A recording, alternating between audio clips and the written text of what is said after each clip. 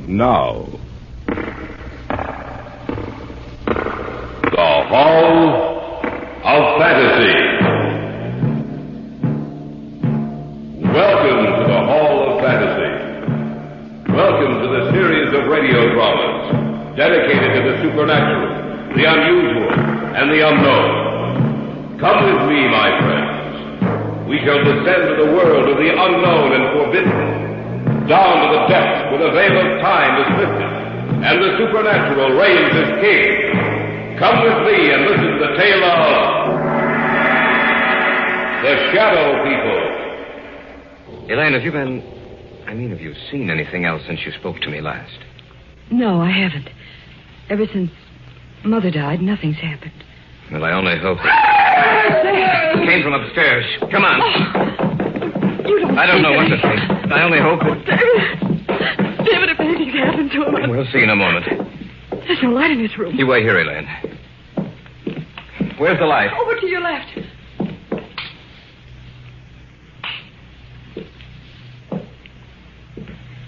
David, what's wrong? Why didn't you leave the light on? Your father's dead, Elaine.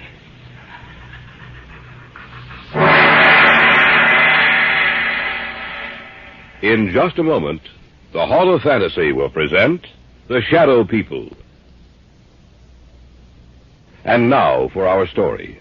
An original tale of fantasy by Richard Thorne entitled The Shadow People.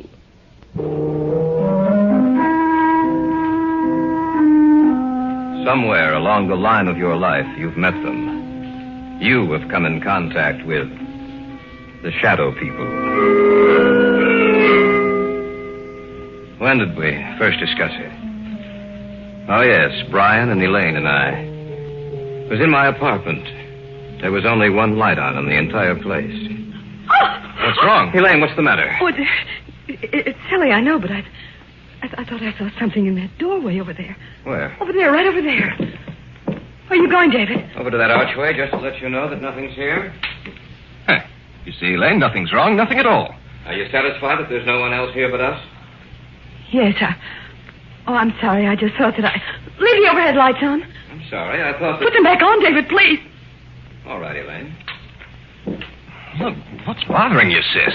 I don't know. It's just that... I don't know. Tell us about it, Elaine.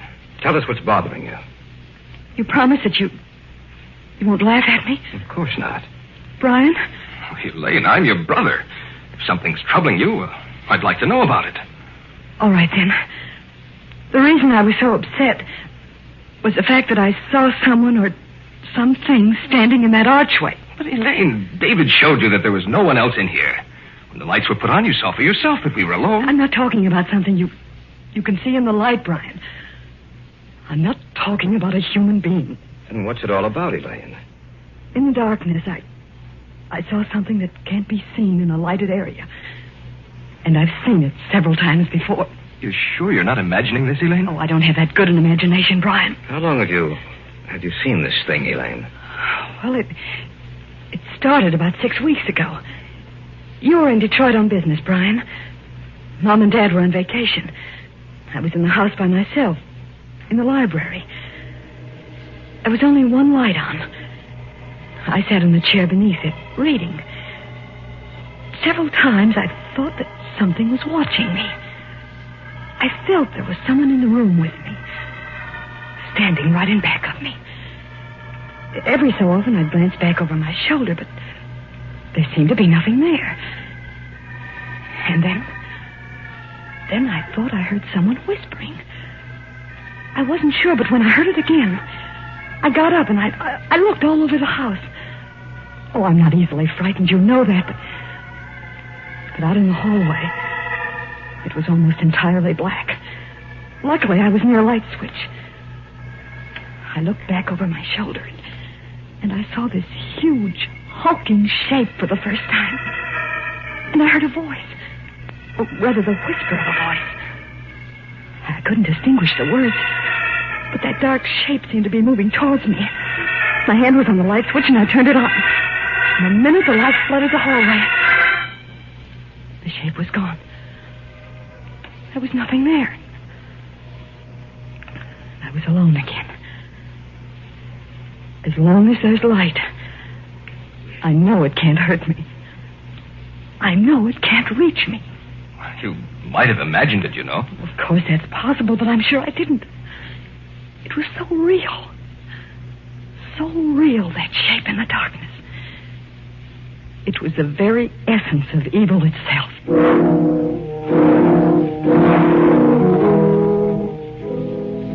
There was an old man I knew of, a Dr. Heselius.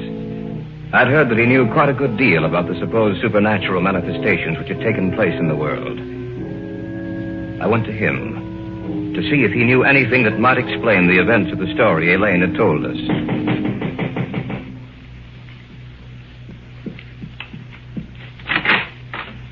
Yes, my good sir. What do you wish? I have an appointment with Dr. Heselius. Oh, yes. He mentioned something about it. You are Mr. Drake. Yes. If you'll come inside. Thank you. Dr. Heselius is in the study. Please come with me. Doctor, a visitor for you. Oh, yes. Bring him in. You may go now. Yes, Doctor. Mr. Drake? Yes. Sit down, please, in that chair over there. Thank you, sir. Now, what is the nature of your visit to me?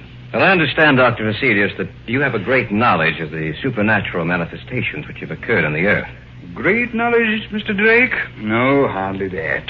I have only scratched the surface in my years of study. Perhaps I can help you. Then again, perhaps I cannot. Well, may I tell you the story? By all means, my good sir. All right. Now, this didn't happen to me, Doctor, but to my fiancée. It seems that about 6 weeks ago, when she was alone. But when the light was on, the dark form disappeared. And that's the story, sir. As much of it as I can remember. I see. It's a strange tale you tell. I'm fully aware of that, Dr. Heselius. You say she seemed to hear whispered voices? Yes, that's what she says. I see. A moment, please. I have a book in my file.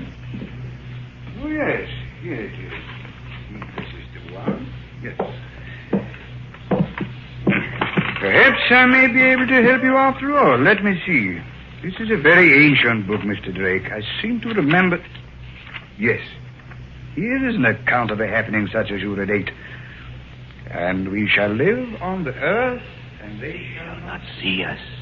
Yes, it has been foretold by the ruler of the darkness. They who live by day, retire to sleep by night, shall never know that we walk with them, that we watch them, that we wait for our chance. Only in the night will they see us, for in the daylight we are not seen. Only in the night, when the darkness grows together and the forms of the shadow people are shaped from the blackness, they will know us.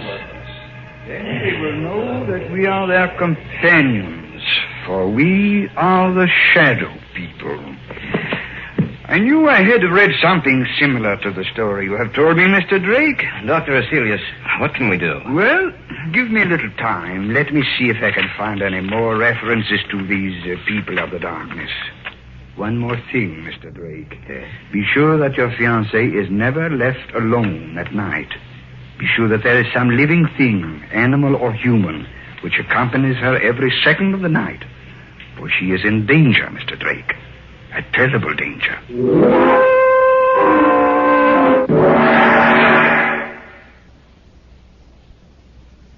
Back now to our story. An original tale of fantasy by Richard Thorne entitled The Shadow People.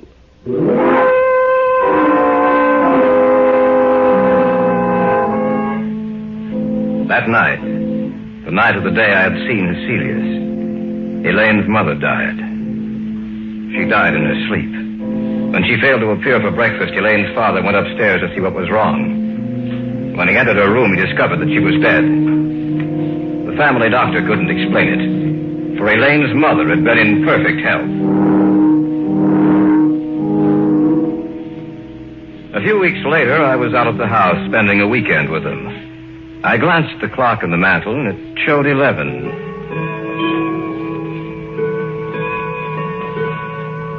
can't understand why Brian hasn't returned from Well, town. he said he had some extra work to catch up on. He told me this morning that he might be late. Well, 11 o'clock. I'm going upstairs. Glad you came out, David. It's good seeing you again. It's a pleasure to be here, sir. Well, don't stay up too late. See you both in the morning. Good night. Night, Dad. Good night, Mr. Davis. He isn't the same, David. Ever since Mother died, he hasn't been the same. I didn't realize that until tonight. He's changed. I only hope that he'll start living again. Ever since she died, it seems that a part of him died with her. Elaine, have you seen anything else since you spoke to me last? No, I haven't. Ever since Mother died, nothing's happened. Well, I only hope. Came from upstairs. Come on. You don't think... I don't know what to think. I only hope that... David, if anything's happened to it... We'll see in a moment. There's no light in his room. You wait here, Elaine. Where's the light? Over to your left.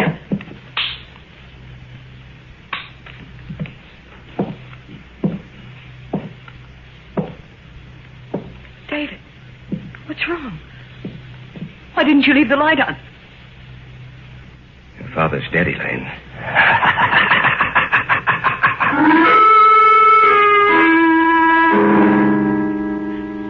I'd walked into the darkened bedroom. On the bed was Elaine's father. It didn't take a second look for me to know that he was dead. I switched off the light and walked back into the hallway to tell Elaine what happened. And then from the room there had come an eerie, quiet laughter. In the darkness of that room was some unknown evil power. The voice itself was unearthly. There was no substance to it. It sounded as if it came from the darkness itself. No. No, I don't believe you. It's the truth, Elaine. There's nothing more I can do. We'll have to notify the police. Tell me it's not the truth, David. Tell me it's not true. I'm sorry, Elaine. I wish I could. Your father's dead.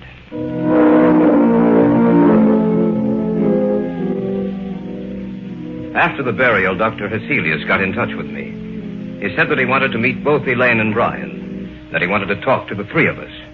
Accordingly, a few nights later, he came out to their house. Miss Davis, will you tell me just when you saw the first manifestation? The night Brian was in Detroit. Now, Miss Davis, you have even seen this apparition in the company of other people, is that correct? Yes. The night at David's apartment. All right. Now I'll tell you what I think. You are in deadly danger, Miss Davis. These beings want to claim you. So far, they have had no success. Only in the darkness do they have power. Little by little, step by step, they have been removing the obstacles in their way to reaching you. First your mother, and then your father, Miss Davis. Both died in the same fashion. In the darkness, death struck at them. Now tell me, do you feel their presence here in this room as I talk to you? Yes. Turn out the lights, Brian. No. Stand by the switch, if you please, Brian. If anything happens, turn the lights back on. All right. Dr. Heselius, I don't... Do you want me to continue working with you? Yes, sir. All right, then. Brian, turn off the lights. Yes, Doctor. The room now is in darkness, Miss Davis. Do you feel or see anything? No, Yes. Yes, I do. Do you see anything? Yes. Doctor, I don't... Be quiet, you fool. I know what I'm doing. In front of me. The darkness gathering together into a huge, terrible... Not only do you see us, Miss Davis, but everyone else in the room also will see the vague shapes forming themselves in the blackness. We do not want you, Dr. Heselius. The girl we want. We advise you to drop this case. You'll only bring down the wrath of the shadow people upon your head. The girl. We want the girl. Do not stop us. Let us take her now. Turn on the light. They're gone. Miss Davis, are you all right? Yes. Yes, I am. Just as she said. The darkness. I saw it form into something, too. So did I. What are we going to do, Dr. Heselius? At the present moment, I don't know. But this much I do know. You must leave this house immediately. You must try to get out of their reach. I don't know if that is possible. I hope it is. I shall have to return to my home. I must learn if there is some manner by which we can defeat these creatures. For the moment, leave this house. Dispose of it in any manner you may see fit, but leave this house.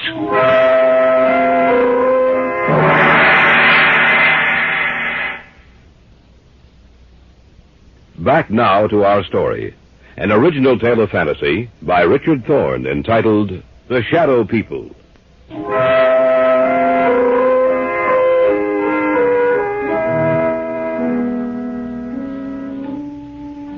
We spent the night in my apartment, the three of us. The following day, Brian and Elaine made arrangements to dispose of the house. In the afternoon, Dr. Hesselius called me and asked that I come to see him. David, I'm glad you're here. Anything new, Doctor? Yes and no. You realize, of course, that this spiritual manifestation is not new, that it has gone on for centuries. No, I wasn't aware of that. It's true, David. De Maupassant wrote what was supposedly a fiction story about the manifestation, David. He called it Orla. However, according to the information here on my desk, it was taken from an actual case history.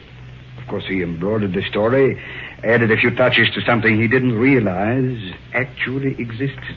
But have you found anything with which we can fight them? Everything depends upon an answer I received from a colleague of mine in Paris, Dr. Henri Renaud. I dispatched a telegram to him last night. Why hasn't he answered by now? There are certain things that must be done. It will take a few days, I'm afraid. We have to wait, David. There's nothing else we can do.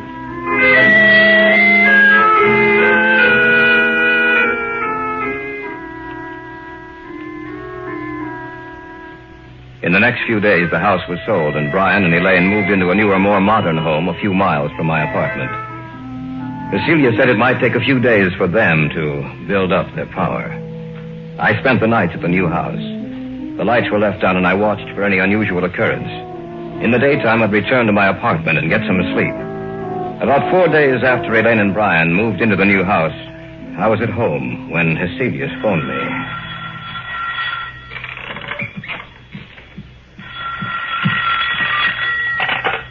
Hello? David? Yes, Dr. Hesselius? I hate to tell you this, David. What's the matter? What's wrong? They were a step ahead of me, David. I just received word that Renaud died or was killed. At the very moment I sent the telegram to him.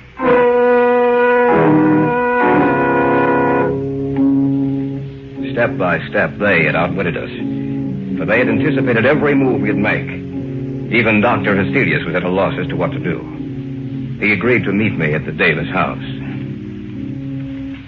What did you want to see us about, Dr. Hesselius? Did you find out anything more? I'm sorry to say that I haven't. At the moment, I'm at a complete loss. I don't know what to do. But what did you want to see us about this evening? Merely to check, to see if anything else has happened. Miss Davis, have you seen or heard anything? Not in the house, only in my dreams. Your dreams? Yes. When I go to sleep at night, in my dreams, in the darkness, I see them. And it's grown worse, much worse. I was hoping that it would not have progressed so far. There has been no disturbance in this house, but now they disturb your sleep, Miss Davis. Now, you must stay awake for as long as you can. I want the three of you to move into my house. Perhaps that will give you more protection.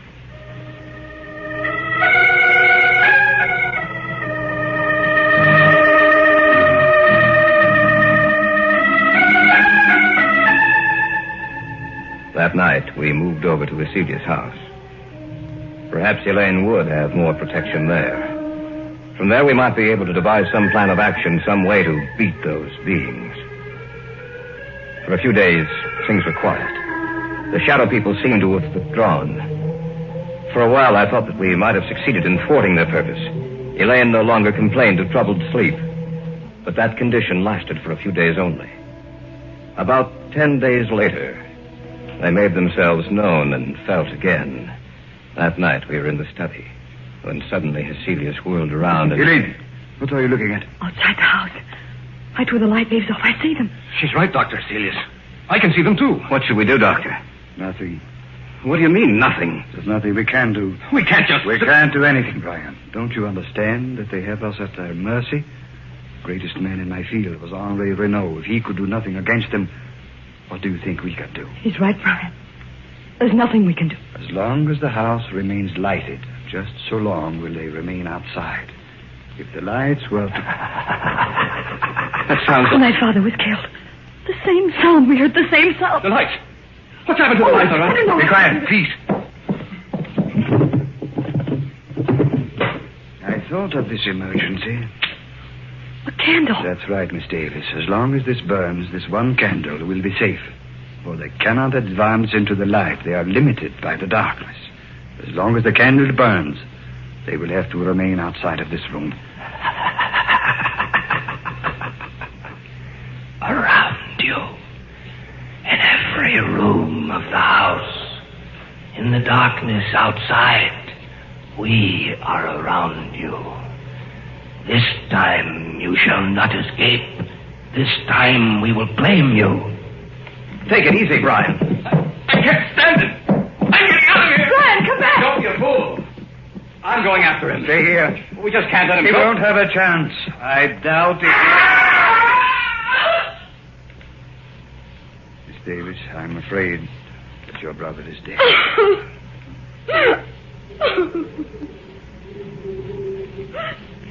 The wind, Doctor.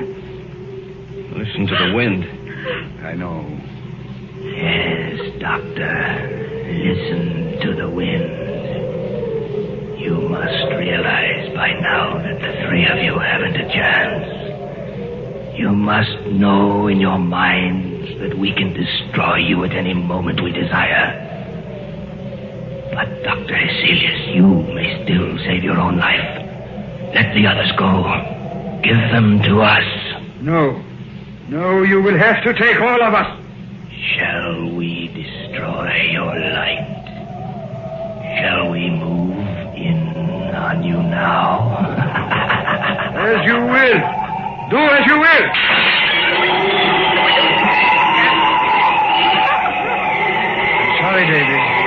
The candle is out. In the darkness. The figures in the darkness.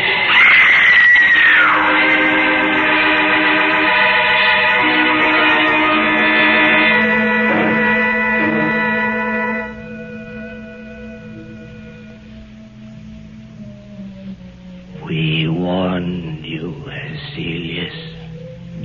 You and the others are dead now. And we shall live on the earth. And man in the day shall not see us. They will know that we wait for our chance. That we walk with them. Only in the night, when the darkness grows together, and the forms of the shadow people are shaped from the blackness, will they see us. Then they will know that we are their companions.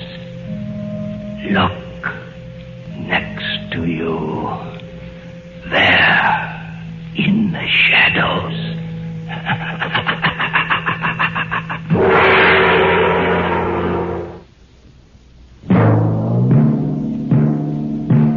So runs tonight's tale of the unusual, the terrifying, the unknown. Join us again when next we journey down the corridors of the Hall of Fantasy to hear another strange tale of the supernatural.